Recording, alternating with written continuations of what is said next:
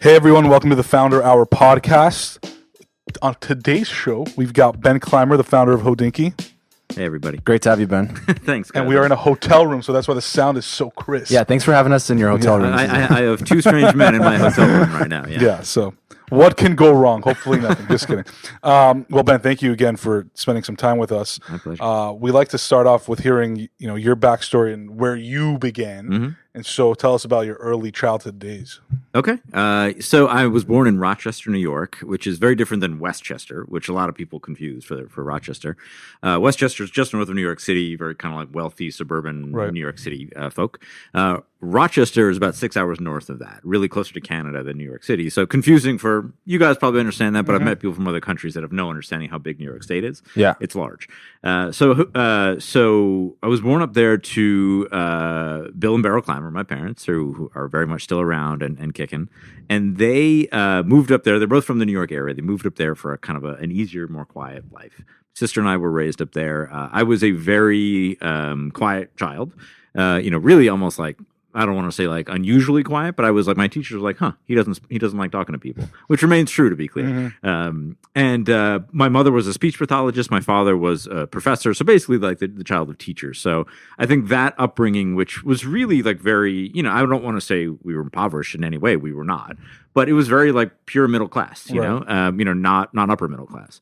And I think that, and we'll get to it later, but I think that has informed a lot of the way that I think about business now. And so, had a very normal kind of upbringing and kind of grew into myself in high school and towards college, went to Syracuse University to do business and computer science, basically, whatever that is. And, really, I think started to kind of find myself intellectually and kind of creatively at school. Why were you why were you so quiet as a kid? Was it just natural to you? Yeah, or, I don't know. I mean, I don't have that answer. I think if I did, I would probably understand myself better. But I think like, would you say you were introverted or you were just quiet? I'm absolutely introverted. Yeah, I mean, like I would say I'm a reluctant extrovert in situations like this. But like we're talking about something that I'm like intimately familiar. We're basically talking about me. Yeah. So it's easy for me to be extroverted in this case. Right. But as my wife says, like I'm a triple Scorpio, which is true. And so like I am very kind of like closed off and very like in my own space. And I think it was also just like maybe a lack of confidence or not understanding kind of where my role was. And I think like that's again, what I reference a lot when I think of Hodinkee and Fair Game. Like if for the guy who's not the smartest guy in the room, who's not the most athletic guy in the room, who's just a guy, like we're kind of like that is the majority of people. I would presume that's both of you. It's probably most people that you meet on the street. And I think like that experience informed how I think about business today, and in fact about how I think about community today. Right. So I don't have a real answer for you why I was so quiet, but I just was. Was there any pressure on you as a kid to like be go down a certain path in life or anything like that? No, I mean, not really. I mean, like, it wasn't like, my parents were like big shot, Morgan Stanley executives or something like that. It wasn't that at all. Yeah. There wasn't a ton of, in Rochester, which was a lovely place to grow up, there wasn't a lot of entrepreneurship. The only entrepreneurship that I was really exposed to was like very local stuff. It was like my friend's dad owned a jewelry store. My friend's dad was a real estate developer, in Rochester. And then, the biggest influence on me was my maternal grandfather, Elliot Friedman was his name, who was an entrepreneur, did not live in Rochester, lived in Long Island and had a house in West Palm Beach and drove a Mercedes and wore a Rolex and was like, he was a cool guy. He's what I aspired to be. What did he do? So he started, believe it or not, he was a candy salesman in the 50s, like really like actual candy salesman. That's cool. Then he started a cigarette lighter business in the 60s, which was actually like a great business, as you can imagine. Sold that for who knows what. I mean, nothing crazy, but did okay. And then he was on the board of a bank and like just had a serial entrepreneur. Yeah, serial entrepreneur and like did stuff, like tried stuff that was his own. And, the genesis of Hodinkee was that when I was 16, there was something going on in the family, and he basically just took his Omega Speedmaster off of his wrist and handed it to me and said, I want you to have this. And he was already my idol, but that moment kind of like crystallized and really cemented him as my mentor and kind of like. Did you know what the value of that was? Beyond the monetary value. Yeah. At the time, yeah, honestly, I did. I mean, I think, even though back then I kept to myself, like I was always very thoughtful and very mindful of the world around me and certainly, the economic situation of what that meant. Like that was I don't know, we'll call it a $1,500 watch at the time, which, I didn't have $1. Like I was a child, so just a meaningful thing. And I also understood that he loved watches and he valued them. And so therefore I valued it. And that watch, of course, we then kind of remade for our 10th anniversary with Omega. So I mean, that is absolutely kind of like the seminal moment in my professional life. Was he a big collector or No, he had 2 watches. He had 3 watches. He had one Rolex, a gold Day-Day that my dad now has. He had a very slim Patek Philippe that my aunt has, and this Omega. And that's it. He probably had some other junky things, but nothing really important. Did he ever tell you stories of those watches? And why he bought them, or what they meant? The Rolex and the Patek, yeah. The Omega, no. To be honest with you, I mean that was a slightly later in life purchase. This watch is from the mid '90s, and it was just something that he liked. And I think sometimes we all ascribe to, or we want to assign meaning to stuff when there's not. And that watch probably didn't mean all that much to him. Right. It was probably just like, oh, that's cool. I can afford it. Why not? Right. Which is so much of life, But it, of course, translated into meaning a whole hell of a lot to me, more than he will ever know. He's obviously passed, by many years. So, yeah, I don't think that watch meant a ton to him. And that's okay, because it means the world to me. Yeah. Did that really spark some sort of passion for watches in you, or was it just at the time, oh, this is cool, watches are cool, but I'm just going to go to college, study business, and did you really have an idea of what you wanted to do at the time? Not at all. I mean, I'm a collector by nature. I just love to collect stuff. But you're not a hoarder. No, I don't think I'm a hoarder. I like to be more organized than that. I mean, to give you an idea, before I could drive and ride around on my bike all day, I would go to garage sales and buy Bakelite telephones or radios, which had, even back then when I was a kid, they had no purpose at all. I was buying these for a quarter, they didn't work. Right. But they were beautiful, or I should say they were cool looking. I didn't understand why I liked them. I just did, Right. So I was buying them, collecting them, baseball cards, Marvel cards, all the stuff. And then my dad was a photographer. He gave me a light meter back when you needed a light meter for an analog camera. That was pretty cool. And then I was a Boy Scout, so compasses, and then kind of put all that together and put it on your wrist, and it's a mechanical watch. Right. So I wasn't obsessed. I didn't grow up loving watches. My dad didn't wear a great watch. It was just a cool thing. Right. And, as you may or may not know, I ended up going into consulting and then finance. So there was no ambition to be a watch guy in any way. I didn't even know that was a thing. It's not really a thing. Would you say that even 30, 40, 20 years ago that watches weren't necessarily a cool thing, and it was just more so something more meaningful to you versus now where everyone's talking watches, they're collecting, they're publicly collecting these things. I think depending on the decade, there was historically I shouldn't say it didn't exist, but there was a very small set of people that were collecting, and we're talking effectively Chairman and Goldman Sachs type of people, like hyper wealthy, already own the world. Right. Why not buy some watches, And then there were the nerds that were on, the time zone forums in the mid 90s, et cetera, that were really nerdy about it, and not, that was a little bit more of gatekeeping, which we wanted to change with Hodinkee for sure. And then even when I started the site, I mean, the whole industry was catering to middle-aged rich people. Right. And that could be Americans, mostly Chinese in 2008. I mean, that was a big set of the buyers back then. And back then, what people wanted was the flashiest shit you could possibly imagine. Right. So you want a diamond-covered Jacob & Co. Tourbillon or a diamond-covered... an iced-out watch. Exactly, yeah. I mean, that was the thing in 2008, and now it's the antithesis of that. I think we had some role in that. And it was just a different world back then, 2008. And, going back 20, 30 years when I was a kid, nobody really cared at all. What was the source or resource for watches? If you were an aficionado, you wanted to learn about new watches, was there any... There was a forum, a Web 1.0 forum called timezone.net that began in the mid 90s, but that was nerd stuff. Like the rich guys weren't on there. Yeah. You're looking at the complications and the mechanics and all that kind of stuff. You're really going into how the watch is made, right. And then much to the chagrin of the retail market, back then is when you had people that were just living and dying by retailers, right? So if you had a retailer and person X walks in that's worth $100 million or more, and he likes watches, you're the sales guy, you tell me what to buy, and they would just buy it. And so a lot of people made some very poor decisions based on retailers in the early 90s and the early 2000s and before. You talk about college a little bit.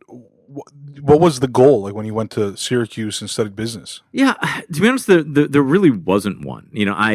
I really just wanted to figure out a way to live a life of kind of freedom, if that makes any sense. And back then, you guys, may remember, entrepreneurs wasn't a thing, really. I mean, it was around, but not in the same way it is today. There was no like founder culture. Right. Yeah.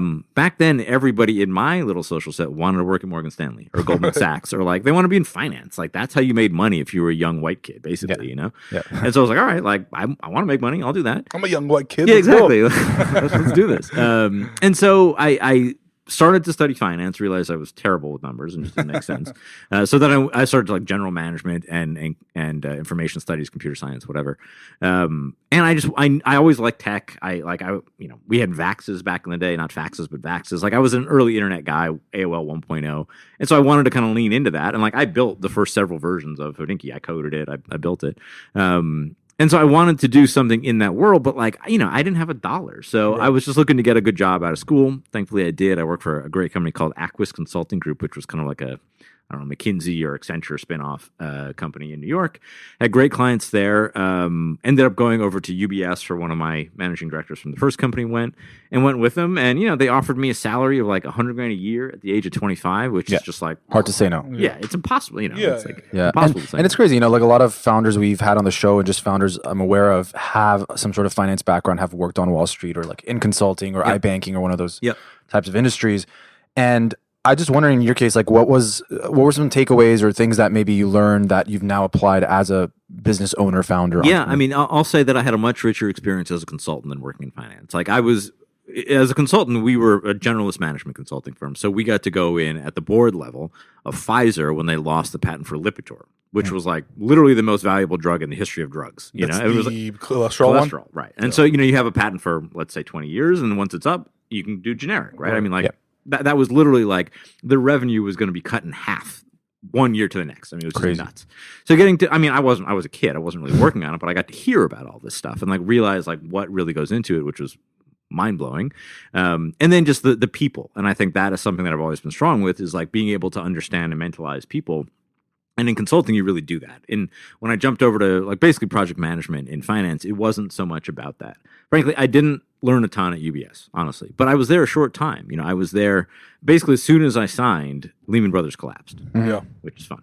That was exciting. And the one thing I learned from working at a giant bank is I'll never work at a giant company again. Right. Yeah. Like 10,000 employees, et cetera. It was just really, if I can say, disgraceful how they treated, not me, I was a kid, I didn't care, but like people that had kids, people that had been there for 20, 30 years. It was just really, just unpleasant, And it wasn't like there were no laws broken. It was just like, oh man, like that's kind of shitty. Like, is that really how it is as an adult, And so it was kind of at that moment that I was like, I will never, ever be a cog in this type of wheel. Mm-hmm. Was that because, I mean, obviously seeing that has some impact, but then again, there are a lot of people that go through that experience, but somehow just aren't able to find another path, like they just like, I mean, other paths could be working for smaller companies or starting your own company, but not everyone is able to do that for whatever reason. Yeah. Was it just because you had this like ambition in you that you wanted to do something more? Or? Always. I remember giving an answer to a job interview that I didn't get once, and they said, what do you want in a life? And I was just like, I just don't want an ordinary life, basically, which was like, kind of very telling and perhaps kind of like self-involved.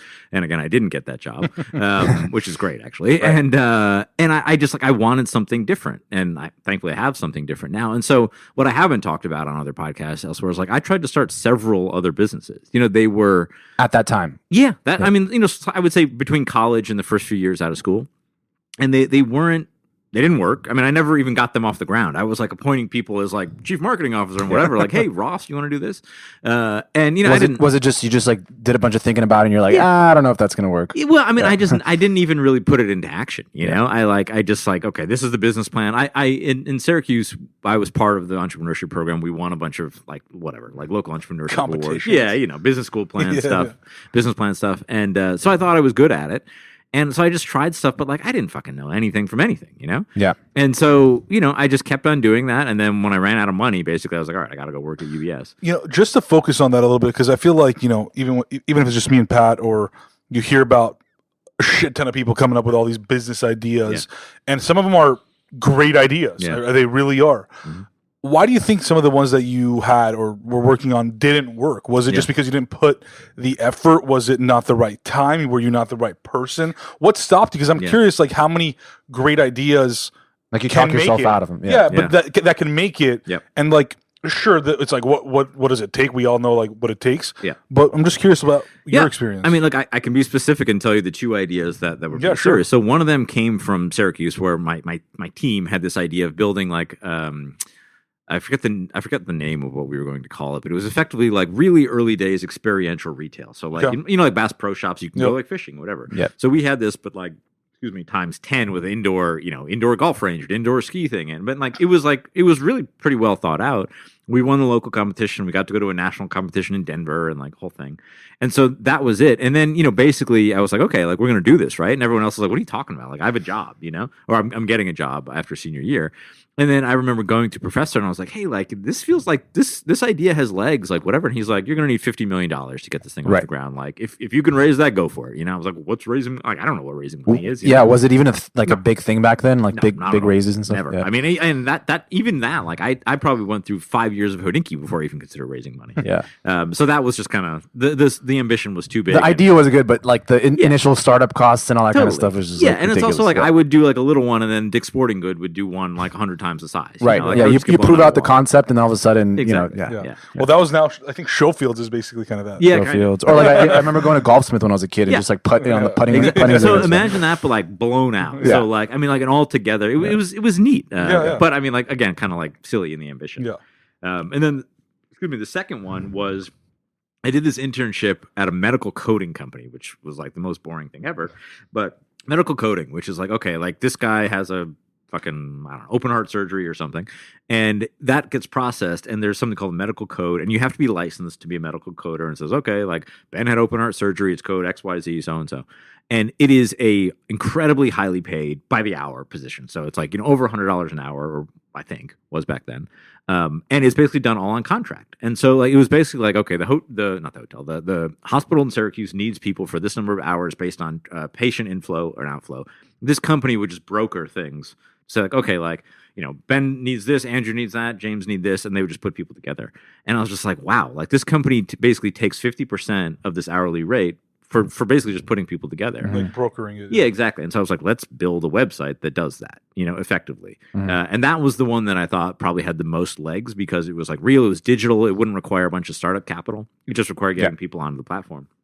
And that was the one where I was like going around like, hey, do you want to be chief marketing officer? And like, and that, I just didn't care about it in any way. It was just like, oh, I see this inefficiency. Let's make it efficient. But I don't really care. It was that much. Purely opportunistic. Yeah. I mean, like, I clearly do not care about medical coding. Right. Yeah. like if you would look out like 5 to 10 years, you're like, I can't see myself doing this for another. Never. And I mean, the thing is like, I'm now self-aware enough to know when I'm gonna like be able to commit time to something and when I'm not. Like if I love it, I'm there and I'll fucking crush it. Yeah. If I'm not, I'm not.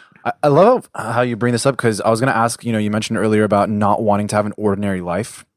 That could encompass a bunch of things, right? It's that could be like I want to make a lot of money. It doesn't fucking matter what I do. I just want to make a lot of money, or I want to be making enough money but doing what I enjoy doing, so that way like I have that balance. It's funny. Like, what was in your head in terms of your ideal vision of like what you wanted? It was never about money. It was more about like I just remember being I'm quietly like kind of a pretty weird dude, and I just remember being in middle school and like the teacher saying like we have to go outside for recess or whatever, and I was like, man, I don't fucking want to do that. And I'm just like I like really don't want to do that, and there's no reason I just don't want to do it. Exactly. I was like, I don't know why. I just don't want to do that right now. And I would be like, oh, I don't want to go. And she'd be like, you need to go. And I was just like, why? And it wasn't about money at all. It was about just like the idea of like doing the stuff that I wanted to do when I wanted to do it, how I wanted to do it. So it really wasn't like the income is just, that somehow allows it. But like, I worked at Hodinkee for many, many years without a dollar to my name, but I was still doing exactly what I wanted to do. Because I either owned the company or was a large shareholder in it. I was a CEO. Like you figured, this company has legs. I'm building value. Yeah. It doesn't matter right now that I'm not making as much money as I would like. Right. I'm doing what I enjoy and I'm doing it for the long haul. Yeah. So like it's going to work out at some point. Yeah. And so I really just wanted to figure out a way where I could live a life that was fun and interesting to me. And I'm not saying it'd be interesting to you guys or some of my parents, but like I wanted to enjoy it. But most people might not have that luxury, right, to say, I want to enjoy what I'm doing, even if I'm making money or whatever. Yeah. At what point would you have said, I'm enjoying this, but I really need to make money? Yeah, look, I mean, I was lucky in that I took these risks early. Now I've got a wife and a daughter and a mortgage and all that jazz. Like I couldn't do it, or at least take the risk like this today. But I I had enough confidence in myself after the stuff with Syracuse and elsewhere that I thought I could give it a whack. Like why not? And I think that's often asked kind of like the one piece of advice for entrepreneurs is like just try. And I think that's the thing that I didn't do early on with those two other ideas. I didn't even try to raise money. I didn't try to launch the medical coding business. Like maybe if I had, they would have worked. I mean, I would have. In hindsight, I'm much happier where I am now. But when even if you're just try, when do you just stop? Yeah. Well, I mean that's different for every person, right? Of course. And I mean, this is. I don't know if you guys have talked about it on the podcast, but like there's in the founder community, there's like two kind of sets. There's the set that had like either like had really tough upbringings or middle class upbringings, and then there's people whose parents was a partner at Goldman Sachs or bigger, and so many entrepreneurs are like the founder of WebMD or something. Yeah, something major. And I think there's no resentment in me towards the people that had it easier, but there are people that had it a hell of a lot easier. Right. And I think it's just everyone's different. And so if you have an amazing company, but your husband or your wife is a multimillionaire, then you can keep going for as long as you want. Right. Yeah, that's true. I saw you went to grad school for journalism. So you were in consulting. What happened? Like, why did you decide to do that? Was that UBS? Lehman Brothers collapsed. UBS. I first wrote about my grandfather's Omega. I wanted to be a writer. I was kind of tired of like business, air quotes business. I want to be a writer, like a journalist. This came to you while you're at UBS, or even exactly. Yeah. And so I started writing about my grandfather's Omega, and then Rolexes and Pateks and APs and things like that. And it was really just a way to bide my time at a dead end job, at a truly dead end job.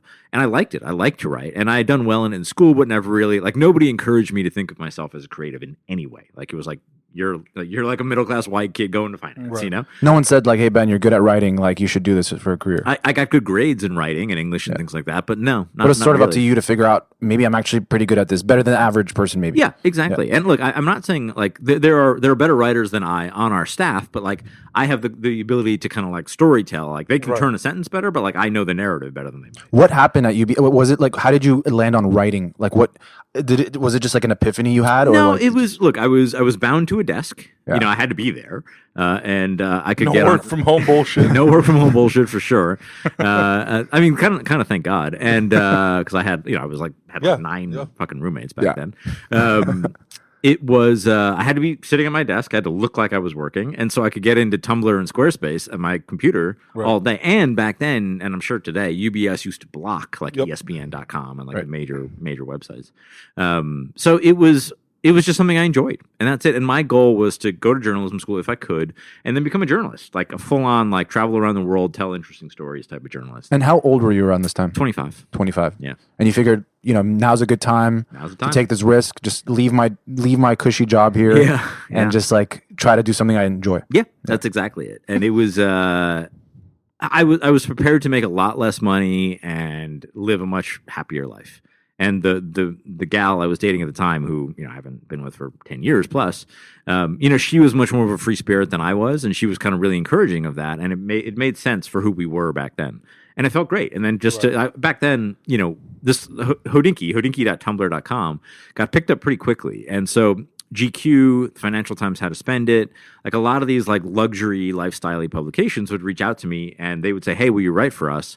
And I would say, I will, if you include a link to Hodinkee at the bottom. Ben's the founder and whatever. Right. And most of them said yes for a reduced rate, fine. Yep. And so I started to get good pickup. And you were writing about watches. Yeah, writing so about that's watches. What you did. You quit your job, you went to grad school, and you launched this Tumblr account for Hodinkee. Yeah, effectively. So I launched that before I left. Got it. But and how did you come across? How did you come to the name Hodinkee? Like, this was never intended to be a business like genuinely. I know a lot of people say that, but like I really mean that. You can tell by the name. Yeah. And so I just Google translated wristwatch into a bunch of different languages. And if you remember, like this Classic. was exactly 2008 was the era of Google, right? Like Google was the biggest company in the world, and so double vowel. You look at another very popular website based out here called Goop, another double vowel, and so I just kind of like put a double vowel on Hodinkee with a Y means wristwatch in Czech. Yep. It's just like a goofy sounding word. And I didn't give it a second thought because like this was like the stupid project. This was not going to be a business. This was going to be just something. And so if you did end up like once you ended up going to grad school, getting your degree, where did you think you would go? Like a big publication? I think my ambition was probably like the Atlantic, New York Times style section. Forbes maybe, Forbes lifestyle. I don't know, something like that. Yeah. So what did you exactly write about watches at the time? Because like if I'm 25 years old looking at a watch, I'm like, it's green. Yeah. It has a dial. It has like two Tells little the time, things. It's I think this is called a 11:18 bezel. I don't now. even know what Yeah. that means. Yeah, You should be a writer. Yeah. Right. Yeah. And I mean, like, so what were you writing about? Yeah, so the stories, and that's a great question, actually. So the stories I was writing at the time were mostly focused on vintage watches, which was completely unheard of back then. Like, it existed because watches are old, but nobody gave a shit at all. I mean, nobody. Right. And so I didn't know what a publicist was. I didn't know what a press junket was. I was just doing the stuff that I enjoyed, and I liked old shit. I liked old cars, old watches, still do. And I started going to these watch auctions at Antiquorum, which is still around. It was, 5 dealers in a room basically buying and selling old watches to each other, and the occasional multi-billionaire in the back just buying everything, But I would start to read these catalogs, and I'd learn so much, and then I would say, oh, wait a minute, like Mahatma Gandhi's watch, the Zenith pocket watch with his glasses and sandals, like the iconic glasses, sold at an auction. I was like, whoa, like Gandhi had a pocket watch? Like, who knew? Turns out he loved the thing. And then shortly thereafter, the Gandhi watch, Albert Einstein's Longines sold. I was like, wow, this is the watch that Albert Einstein wore. And like, just think about what that watch has seen, Yeah. And then A lot of failures. Well, yeah, I'm sure. Yeah. A lot of math. A lot of math. So many chalkboards. And then the one that was kind of, I wouldn't call it a breakthrough, but I guess it kind of was Steve McQueen's Rolex. Yeah. Which, like, Steve McQueen, there was this kind of like hashtag menswear era, Yep. probably 10, 15 years ago, where like all the kids, at least in New York, were about Steve I think McQueen. I have Steve McQueen per Sol glasses. Exactly. Yeah. exactly. Yeah. 749. Yeah. Yep. Yeah, it was very much a thing. And I wanted to be a part of it. And so Steve McQueen's Rolex came up, and it was like a $5,000 watch, if it weren't his, and it sold for whatever, I'm going to say 200, something like that, which is just crazy at the time. I wrote about it for Hodinkee. That was hugely received. I mean, like, just wildly received. How are people finding these like posts? I mean, we were weirdly enough popular on BuzzFeed back then. There was something called Stumble Upon. Yep, I You remember that. Yep. I'm sure There's our- dig and stumble yeah, upon. exactly. Yep. Yeah. And what's funny, I mean, Dig was founded by my friend Kevin, who ended up nice. working with us. Yeah. And so just like these organic things. And back then, like, everything was friendly. Like, nobody gave a shit about this little watch blog. Like, I would get picked up by Engadget, Gizmodo, Autoblog. How long into it though? Like, how many posts did you have to do until people started taking notice? I mean, hundreds. Yeah. Hundreds. I mean, I remember the first time we had 100 uniques on the site in a day. I remember the first time we had 1,000 uniques on the site. Visitors. Yeah, visitors, yeah. This is on the Tumblr still, or this is on your like? This was on Squarespace. We jumped over to Squarespace. Yeah. But if, not too dissimilar. And yeah, I mean, it took a while for sure. And it was really when I was in graduate school, which was 2010 to 12, that it started to really take off. And around then, in 2013, I was the New York Times wrote a really wonderful piece about me that called me like the high priest of horology. Time named us one of the 50 best websites in the world in 2012 or 13. So I was still in school or just leaving school at this time. And all of a sudden, like my professors I went to Columbia, which is a good journalism school. They were like, "Hey, like, are you making money with this?" And I was like, "Actually, I am. Like, I don't like. I'm just taking passive income, advertising money." Yep. And they were like, "Huh, like that's pretty wild." And I was like, "Yeah, I guess so." And then when all of my classmates were looking for jobs at the New York Times or CNN, I was like, you know what? I'm going to stick with this thing. And so I met a guy there named Will, who's still on our team today, who was a super talented videographer at Columbia. And we were in the same program. And I had to go. I was traveling a ton back then for Hodinkee. I started to go on these press trips. And I was like, hey, man, like, I don't have time to edit this video. I'm shooting in Argentina next week. Would you mind editing it? And I gave it to him, and I was like going to pay him like, whatever, $300. And he gave it back, and it was just like great. It was just like so much better than what I would do, And I was like, hey, dude, like, you want to work with us? And were you the one coming up with all the ideas for like the content and all that stuff? And yeah, what were you inspired? Like, how did the ideas come to you? I mean, was it just natural?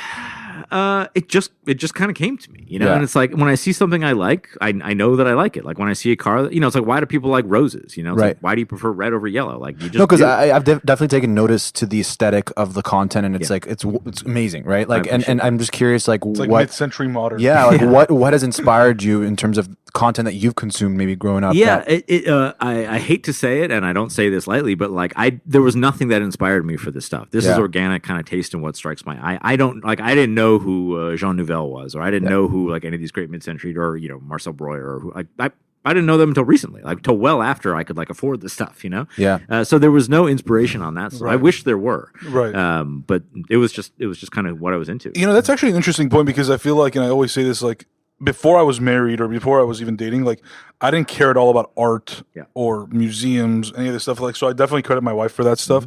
and it just opens your eyes to different things, Yeah. right? Not even just the art itself, but just like almost imagination. Yeah.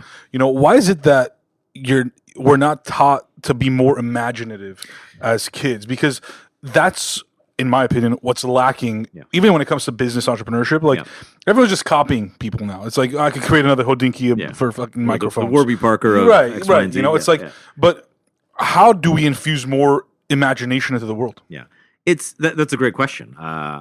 Frankly, I don't have the answer today. Yeah. But I think the idea again that like just being encouraged to try what you actually want to do, I think is really very seldom. At least it was seldom in my experience seen.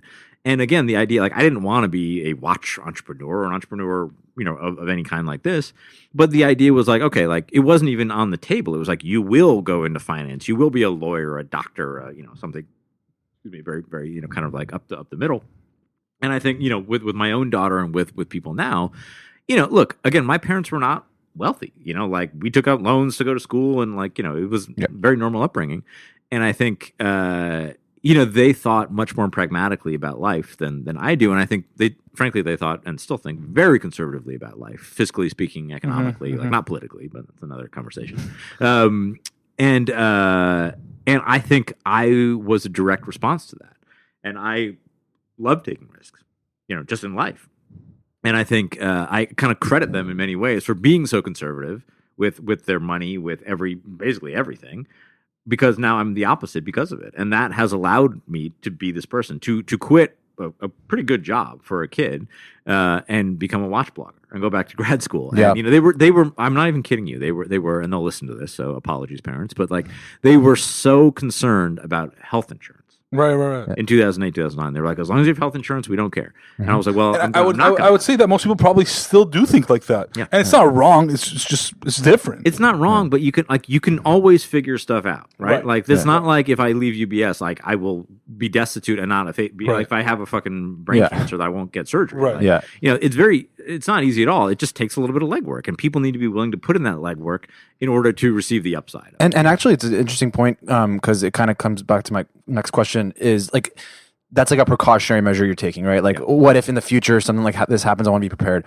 How far ahead were you thinking in terms of business? Like when you were starting Hodinkee, did you think far ahead to be like, is this a scalable business that's going to make me a good living at some point, or were you not thinking that far? No, at the time when Hodinkee first started to make real money, and by real money I mean like more than $50,000 a year. It was all about the lifestyle for me. And again, I was a quiet kid from upstate New York, never got to do cool shit, basically, and all of a sudden brands would be like, hey, do you want to go to the south of France and go on a yacht and like drive a Formula One car? And like, yeah, like of course I do, and you're around like beautiful French women and drinking good wine and like stuff that like I just would never get to experience, even if I had stayed at UBS and been successful. So it was really about you might have experienced that at UBS at 64. Exactly. Right before you retired. But in hindsight, why do you think it caught on so much? Like, I'm imagining there wasn't a place where people could go and consume like really high quality content when it came to watches and things like that. But like, were you? Did you notice that at the time? Yeah, I think subconsciously, we were the first digital people for sure. Yeah, and I think more than that, or in combination with that, and I think the kind of secret sauce, so to speak, was that being digital first and only, being young, being in New York helps. I mean, New York, I kind of credit New York as my co-founder in Hodinkee, like so much opportunity. And then the final thing is going back to what I mentioned earlier, which is like this middle class mindset, this idea that like nobody needs this shit, right? And on top of that, I'm just happy to be here. And by be here, I mean like in the room with you guys, in the room with a nice watch. Like I don't take any of that for granted. And I think so much of the air quotes luxury media at the time and even today was kind of predicated on this idea of like assumed wealth, that you were born into it, that your children were born into it, that like you should know what a Patek 5970 is when you're 16 years old. Like I didn't know what that was until I was much later, much older.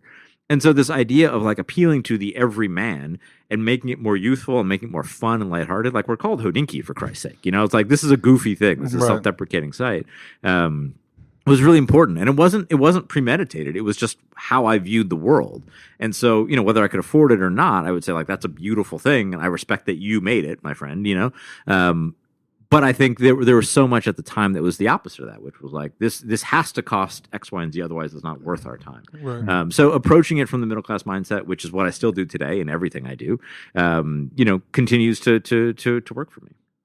When did you come up with the concept of talking watches?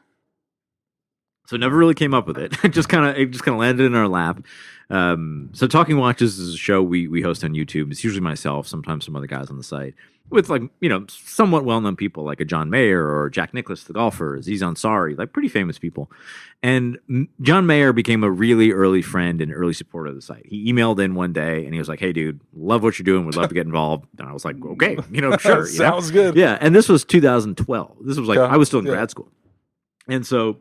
We became friends, and he was the only like wealthy younger guy I knew, and so I got to experience a lot of really special watches because he could afford them. And similarly, like I was one of the only guys in the watch world around that was young or not trying to sell him something, right? I mean, like John, has a lot of money. He's a rock star, like he can afford whatever. And there are a lot of guys around that were friends with him, but we're also trying to say, hey. Take a look at this. It's 150 grand. Or take a look at that. It's 300 grand, And so we just became like fast, genuine friends. And then on top of that, he was on the road nonstop. I was on the road nonstop. And weirdly, we kind of shared a similar kind of disbelief of the lives that we had. He had a very different level, of course. But I was just like, yeah, like I'm in fucking San Tropez right now with AP. I don't know why, but I am. And like my friends from home, frankly, most of them I'm kind of now reconnected with. But during that period of my life, I was not tight with them at all because they couldn't understand it at all. And I was, it wasn't like today where you're just on text nonstop. They would text me once or twice saying, "Hey, do you want to come out on Friday?" And I would not respond because I'm in Italy. Mm-hmm. And then sooner or later, they would just stop texting, And so John and I connected over kind of like the solitude of those types of lives. When it comes to like the creation and curation of the content, how much were you thinking about it? Like, were you trying to plan it out, or was it just like at any given moment? This is a cool watch, or this is a cool concept. We should talk about it. It was me and two other dudes. It was me, and then me and Will, and Steven, who are both still friends. So there wasn't an editorial calendar. Now there very much is. Right. We have a full team and great people. But I'm a shoot from the hip type of guy. Like let's just figure this out and get it done. And I also found that like the bloggy, which I would now call YouTubey or Instagrammy type of content, like was really what resonated the best. It was like, hey, I met this guy in the Beverly Hills Hotel. He's wearing these cool sunglasses, and take a picture of him and say like, this is what he does. This is his background. Check out his shades. And people like, oh, that's pretty neat. All the other content was so premeditated and so manufactured. Formulaic. It's like instead of taking like I used to carry around a Canon DSLR. I'm sorry, I should correct that. A Nikon DSLR. Everyone else used Canon. Everywhere I went, and if you were wearing a Fitbit, I would take a picture of that Fitbit and post it online. And that was very, it was very kind of like, I was in journalism school, we did like beat reporting. It felt like that. It's like wherever you are, like there could be a story, just take the picture, figure it out, do the reporting and write it up, And I think that the Columbia did serve me well in that regard. But there was no premeditation at all. I remember that first video with John Mayer. I mean, was that really the kind of like breakout moment for? I don't know about Hodinkee, but for Talking Watches. That was the first episode of Talking Watches. And I'm sorry. Oh, was it actually the first episode? It was, yeah. So to answer your question more concisely, it was 2012 or 13. We were texting. He's like, "Hey, dude, I'm in New York. I've got 5 watches and 2 hours to kill. I'm doing Letterman tonight. You around?" And the office was on Barrack Street. He lived across town in Nolita. We said, let's meet at Little Prince in Soho, which is kind of halfway between. And Will, my videographer, was there. And I was like, hey, dude, I'm going to bring a camera guy if that's cool. And he's like, sure, whatever. So we met there basically for lunch. And Will just started shooting the conversation we had. One camera, like we didn't talk about the watches. Nobody was in wardrobe, no makeup, no anything. And he just shot it and put it on the internet, probably like, a month or two later. Mm-hmm. And it was just like internet magic in a bottle, and which happens, And people just freaked the fuck out. They just loved it. And it was like, John was known as a watch guy. And a lot of like the bullshitty trade magazines had tried to get to him for years. And he only wants to work with something that he actually likes and enjoys. Right. And so this was a coup for sure.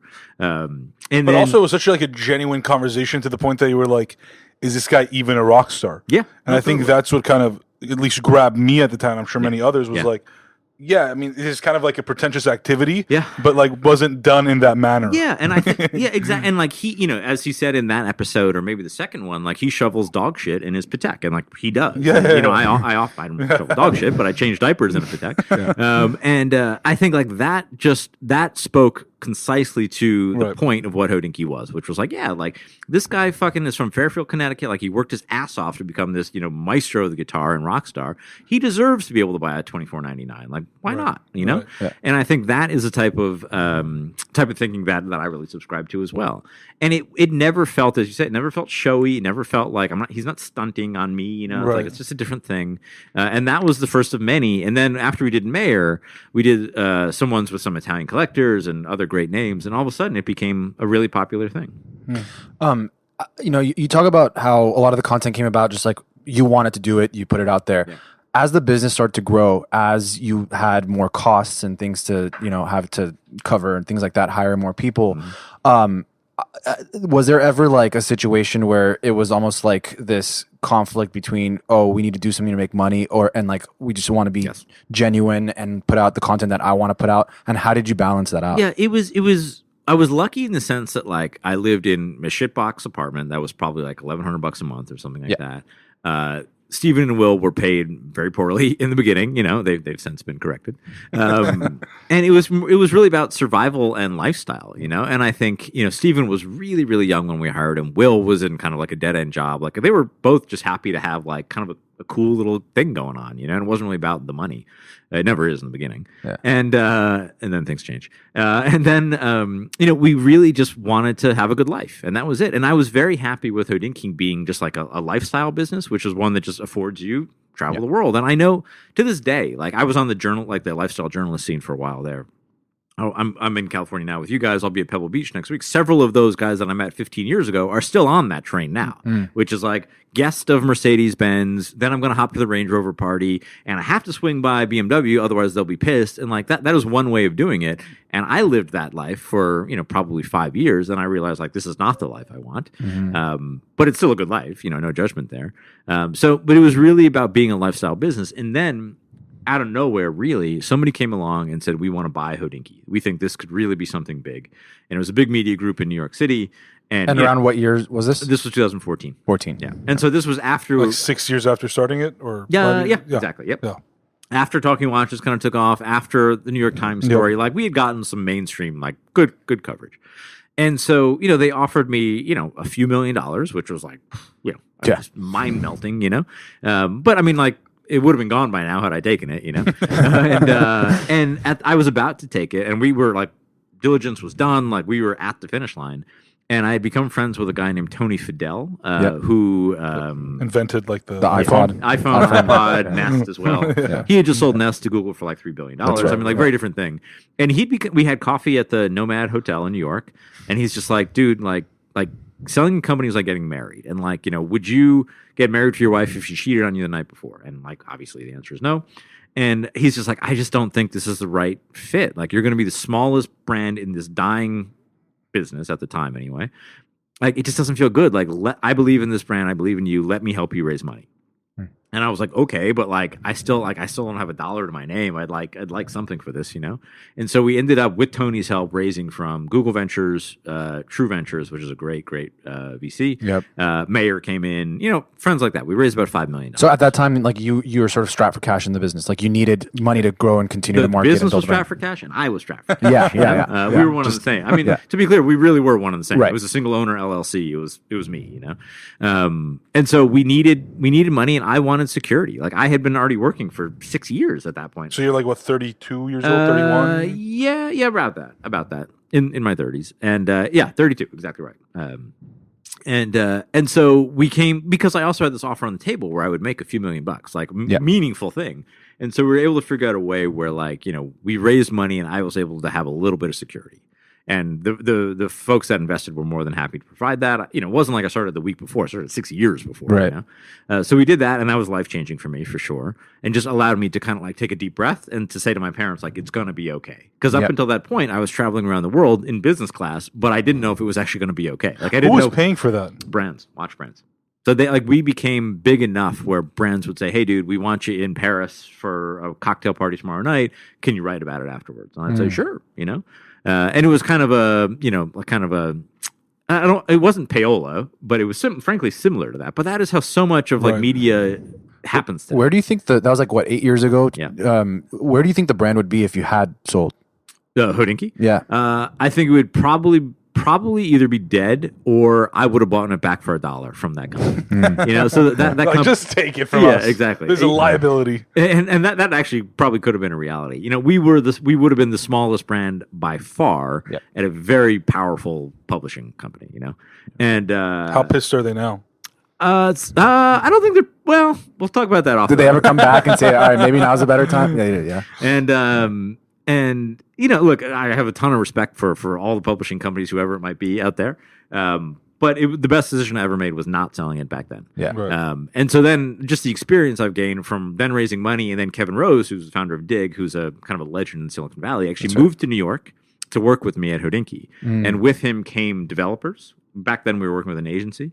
And with him came just like a tech know-how that was significant.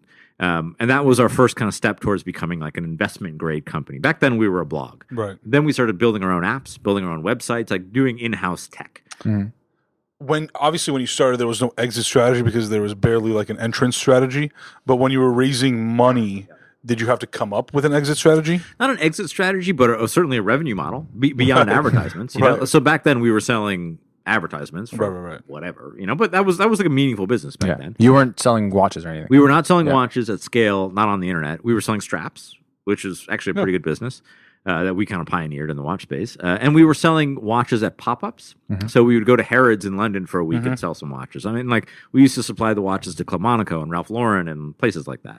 And it was a good little thing. But the revenue model that we all kind of decided on together was selling watches on the internet, which sounds simple enough, but really nobody had done it. Were they really not doing it back then? So the answer was people were doing it, but in the shadiest. Yeah, I was about to say probably not a trusted source. Oh my god! I mean, like the even today, like even I today. come across these shady And so we websites. started selling vintage watches online, and we were very, I'm just like. I'm not this guy in a Brioni suit trying to sell you a watch with like champagne and caviar. Like I'm your nerdy best friend that knows a little bit more than you, And so we took that idea and said, let's talk about vintage watches on the internet. We started doing these graphical layovers where it's like, okay, here's this, we'll say swatch. It's got a blue dial, whatever, but you should know, and we'd be hyper transparent that there's a scratch on the crystal, which there is in this case. Yeah, mine has a scratch too. It's plastic. But it's like it's doesn't a matter. patina, nice. Exactly. But the idea of telling somebody the truth that like no vintage watch is perfect because none of them are, right? Even perfect ones have issues, was really kind of illuminating for the industry and for us. And people just started to really engage because we were being truthful. And so like, look, we're telling you this thing's been polished. We're telling you the hand's been changed or whatever. Right. And people really identified with that. So we started doing vintage watches, more accessories, and then we started designing our own watches, our limited editions, which this one is. And then from there, you're talking about the Swatch. Yeah, one? so this wasn't our first, but our first watch was with Max Busser and Friends. Was that the white one? No, it was a $52,000 crazy high-end watch. Yeah. Got it. And we sold it out in a day. That was risky for sure because we had to buy them as a retailer. Sold them out in a day. That's $500,000 in sales right there, which was like the biggest day we've ever had by a factor of 10. And we're like, okay, maybe this could be a thing. And so then we were working towards becoming the first authorized retailer of watches on the internet. And we ended up becoming that, thankfully. And we are still one of maybe 3 or 4 kind of pure player online retailers of watches on the internet. Everybody that you see online that's selling a Rolex is not an authorized dealer of Rolex. Yeah. Interesting. And you guys have done some like pretty awesome collabs since then. And we've had Ronnie Feig on the show as the founder of Kith, and we love his collabs too. And he's the man. He's a collab king, He is, yeah. Is there anyone that maybe you really want to collab with, any brand or anything that you haven't done yet? Look, I mean, I think I love Rolex and Patek, but like they don't do that stuff. Right. I respect that. Right. Not totally yet. fine. Not yet. I mean, look, anything's possible, right? Well, they did a Cartier one, no? What's that? Doesn't Rolex have a Cartier, or is that? It's not really a collab. They were like retailed by. Got it. Yeah. So like when we collaborate with stuff, like just like Ronnie, who's our neighbor, we actually have a billboard on a store right now. We really design the shit. Like it's not just like, hey, like let's take something you already have and put Hodinkee on it. Like no way. Like we want this to be our expression of their product. We want to tell their story our way, or bring something out that they already have within their history. So everything is designed by us, and so we ensure that it feels like us every single time. And we've worked with everyone from Leica. We did 2 cameras. I'm sorry. That was a Freudian slip. There'll be another camera coming soon. We've done one camera with Leica. We work with Hermes. We work with Omega, with IWC, with Vacheron. We're talking the best brands in the world. The fact that these legacy brands. I mean, Vacheron was founded in 1755. It's old in this country. The fact that they were interested in working with a blog to sell product is remarkable. And what was their what's that pitch like? I mean, is it for them what's the benefit? Yeah, new customers and a younger audience. Got it. And back then, Vacheron was really a stale brand. I mean, bluntly, really stale. And we took a watch that existed. We did it in steel, which didn't exist. We designed a dial with pulsation, just like some cool vintage, traits. And we sold 36 units to 36 people who had never bought a Vacheron before. Truly. And so 100% of the people had never owned a Vacheron. All of a sudden, there's 100% new clients. And all of them were younger, and some of them, for example, were in the NBA and have been on HBO and cooler people. And I think what Hodinkee has done well is get people into watches in the first place. It's not like we're competing with Tourneau or our friends at what's the store here in Beverly Hills? Geary's, great store. We're not competing with them at all. Our audiences don't even know what Geary's is, And I think that's what people kind of misinterpret us as. We're not stealing anything away. We're growing the world. You know? What is the long-term vision? And do you see yourself, running it for a long time or? Well, I mean, to be clear, I'm not running it now. I'm not the CEO now. So I'm the executive chairman, which is something my parents consistently make fun of me for. And as I say to everyone, it's good work if you can get it. So I'm in a chairman role now, which is, it allows me to do everything that I'm good at and nothing that I'm not. And when I was CEO, I was forced to do stuff that I was not good at, frankly. I can absolutely be a CEO of a company up to 50 people. Once you get past that, it's just I'm not good at it and I don't enjoy it. You know, so I was really, really happy to kind of step to the side and let somebody else take over and grow this thing. So, I will always be the founder of this business, that's for sure. And I would love to be perpetually involved in perpetuity. I love this. It's like my firstborn, But I think there are more able-bodied folks in positions of power now than ever before. Not I think, I know. Our new CEO, Jeff Fowler, is really an incredible guy. And for the first time ever, I can learn from somebody else. And I think I'm 39, I'm not an old person. I want to continue to have a career and grow. And Jeff is somebody that I admire. And, I think he admires me in a very different way. He's a great leader. I'm a great entrepreneur. It's just a different thing. Were you collecting watches during this time? Oh yeah. Like crazy. It was, I was obsessed. So is that where the money was going? Essentially, you're just making money buying watches? I had, yes, basically, yeah. I shouldn't admit that too loudly, but I mean, before we took investment, 100%. Yeah. It was just going to watches. I mean, I had watches, and it was nice because I knew so much and knew so many people, I could get in and out easily. But yeah, I mean, obsessed, just like I am with golf now or cars now. I was going to ask what life looks like now. You mentioned being a collector. Yeah. I know you collect cars. I know you're a big golfer too. Yeah. Is that kind of, you're still being a young guy, 39. I mean, what else do you have in mind? In terms of business or in terms just, career, business. Do you just, want to just travel golf and. Yeah. That would be nice. Just retire. Yeah. Just retire at 39. Yeah. No, I wish. Actually don't wish at all. I love working. And I think Hodinkee, bluntly, still has a long way to go. We're 170 employees. We do over 100 million in sales a year. We have this great new CEO. We expect this thing, and I can promise you we'll get there, to be a multi-$100 million, if not a billion-dollar business. Potentially, yeah. I don't know how long it'll take, but we'll get there. I give you my word, we have the team, we have the brand, we have all that stuff. So I'm still involved with that. I'm still on the board. I'm still I'm an employee of Hodinkee. I believe in the future there now more than ever. I started a company called Fair Game, which is somebody had a meeting this morning about it who very funnily called it the Raya of golf. Which is somewhat accurate, but it's a little bit. We can tend to look at it like the Strava of golf. We started that. We really launched it a week ago with my buddy Eric Mayville and Adam Scott, the golfer, and we think that has real legs. And I think my time. I'd love to spend a lot of time on that because I think there's just a long way to go. And the golf world reminds me exactly of the watch world 15 years ago, which was massive disconnect between the people that control it, which tend to be usually rich white men, and the people who actually love it, which tends to be anybody else. I agree. And it seems like COVID especially accelerated that. A lot. I know, countless people that got into golf during COVID because there's nothing else to do. Exactly. Myself being one of them. One thing, so we spent about 55 minutes with you so far, but the one thing that I can tell is that you're a likable guy. That's very kind. Yeah, but how much of a role do you think that has played in the success, especially early on? Because At the end of the day, you're writing about watches, right? Early on, you're writing about watches. I don't care what anybody says. That's what it was. Yes. A lot of people could write about watches. Correct. Yes, you came up with it, but a lot of people could do it. Yeah. Do you think the likability was a big factor in brands wanting to be working with you? Yeah, I think the brands wanted to work with me not because of me. You know, I think you see some influencers or bloggers out there, and it's like, okay, I don't know, like Kiara, if you know her. Yeah. Like, you know, I've done some stuff with her. She probably has 20 million followers. She's absolutely gorgeous. She's got the full package. You know, Right. like I get why Louis Vuitton wants to be on her body. There's the Italian one, right? Chiara Ferragni. Exactly. Right. Yeah. Like she's a model. Basically. Yeah. Like that makes sense. I'm not that, you know. And so the According to one of the people that asked questions, apparently you are He very also wants handsome. to be my friend. Yeah. And so the brands only wanted to work with me because people wanted to be around me. Mm-hmm. And by people, I mean this respectfully, like guys like you and like normal guys. And I Yeah. think like I can play the ambassador of the normal guy really well. Right. And that like, you know, I'm like not in the best of shape, but I'm not in terrible shape. Right. I like stuff. Like I'm not the smartest guy in the room. I'm not the best looking guy in the room. I'm not the best athlete, but I still like have taste and I still like Right. care about things, you know? And I think that is a very important factor of Right. my success. You're authentic, right? Like you're I not try you're not trying to be like this bourgeoisie person.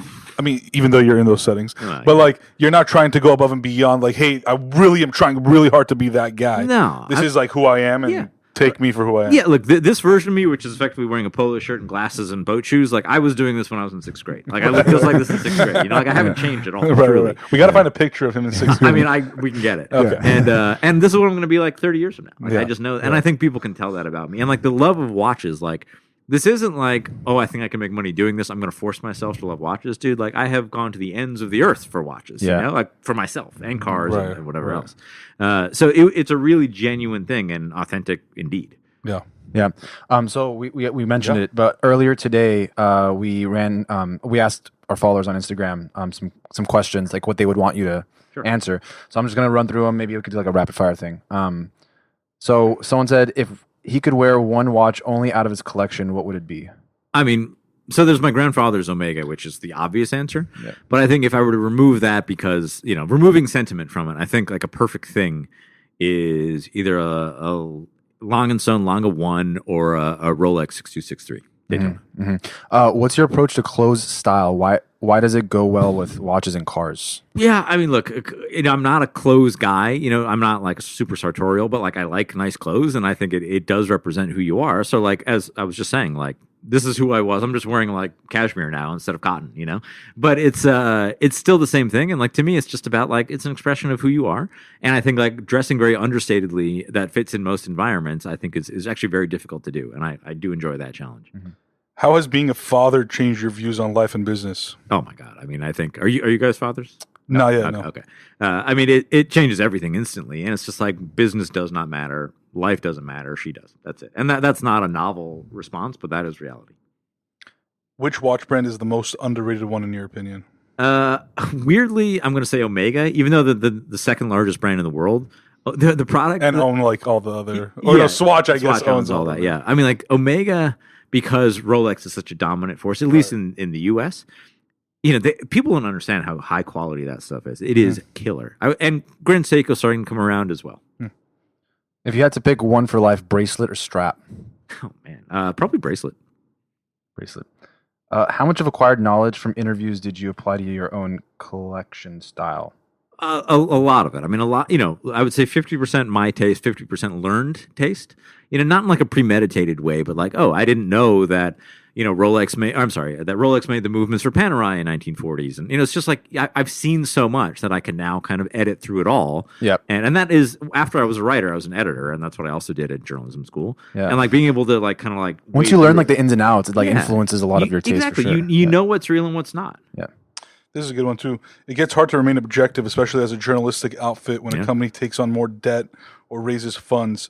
How do you remain objective? Yeah, I think that's a question that we've been posed with several times, and I think you just do the best you can. And I think like you could just ask the same of the New York Times, the Wall Street Journal. Like we all know who owns both of these things. Yeah. You do the best you can, and like if you go to journalism school, which I did, I don't know if you guys knew that. That's a joke. We talked about it a lot. Yeah.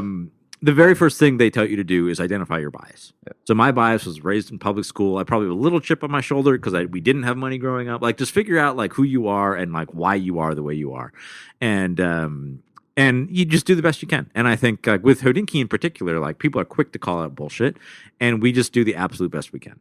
And nobody's perfect. And I think the editor-in-chief of the New York Times would say the exact same thing. You just try your best. Yep. One final one that just came in a minute ago.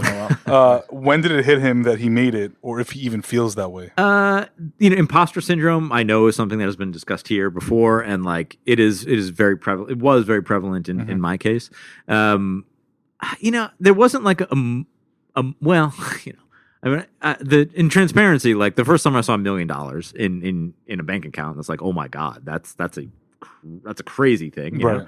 But I think beyond that, it was just the idea that like I didn't have to go to an office ever again if I didn't want to. I'm working. I mean, I was just, as you know, I was just on a Zoom call right before you guys came in. Like that was work, and I'm in Beverly Hills right now. So that I also think I'm a believer in the media, being an ex-journalist, and when the New York Times wrote about me, that was like, okay, even if I had made nothing, I think I probably would have been really fucking proud of Hodinkee just because of that story. Yeah. I'll ask one thing that I'm really curious about is that obviously the last couple of years the watch game has exploded, right? Values have gone insanely high, crazy, one would say. Why do you think that is, and do you think it's going to quote unquote normalize again? Yeah, I think look, all collectibles have gone crazy. Whether you look at sporting cards, sneakers, wine, art, I mean, it's just bananas. So COVID had a big part in that. Inflation, stuff you understand, and watches were just part of it. And then on top of that, you have other extremely well-funded folks out there that are really trying to push the hype of this stuff, which is not us. We're kind of the opposite, right? And so it just became kind of a perfect storm of COVID, people sitting around on the internet just looking at cool stuff. Yep. I think it'll recess a little bit, but it'll never be where it was before. I mean, like for example, the Rolex Daytona. Yeah, it's a $14,000 watch at retail. I bought mine at $42,000. At least, But I think if you had said that 2 months ago, it probably would have been a $50,000. Yeah, but like it's still several times retail. Yeah. So that is still crazy, but it's not as crazy as everything. And like everything has retracted a little bit, right? I mean, like the peak of the stock market was last November. Up, down, you know how it goes. It's a healthy correction because going back to your question precisely, like. It was frothy. It was scary. I've been doing this now for 14 years. I've seen this before, and it never lasts. And some people get burned. And there are people that I know that are watch guys. Like, it became very easy or very popular in the Instagram world and in my little world to become like a gentleman dealer, which is like you're a cool guy. You got 10,000 followers. I'm going to flip some watches, but you need money to do that, or you're doing it on consignment, which means no margin.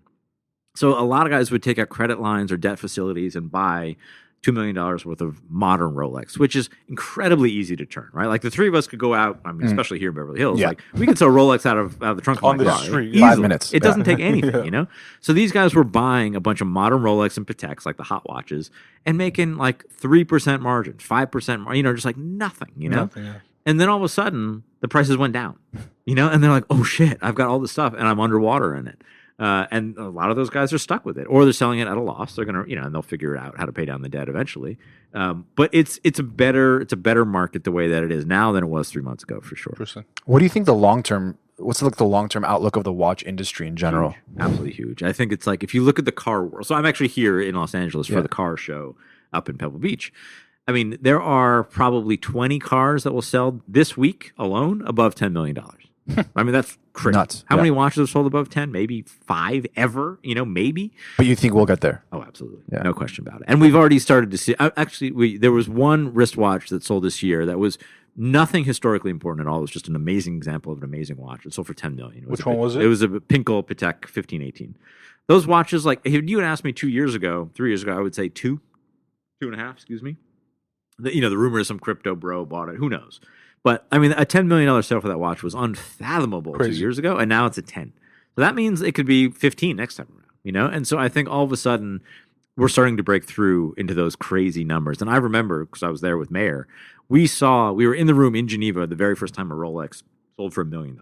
And we were like, wow, like that is just bananas, Right. And now, like, I could, we have legitimately at Hodinkee, we have a Rolex that's worth over $1 million. Yeah. But see, these are like brands that came about, 100, 200, whatever years ago. What happens in that sense? Like, do you think that there's going to be, like, was that the opportunity to launch that time frame, that era, the opportunity to launch a valuable watch brand, or are there going to be is there going to be a big turn of events at some point where there's going to be a bunch of new brands out and like the Rolex and Patek are not going to be as Rolex and Patek will always be, unless something changed dramatic, like change of ownership, which Rolex will never change ownership. Patek might.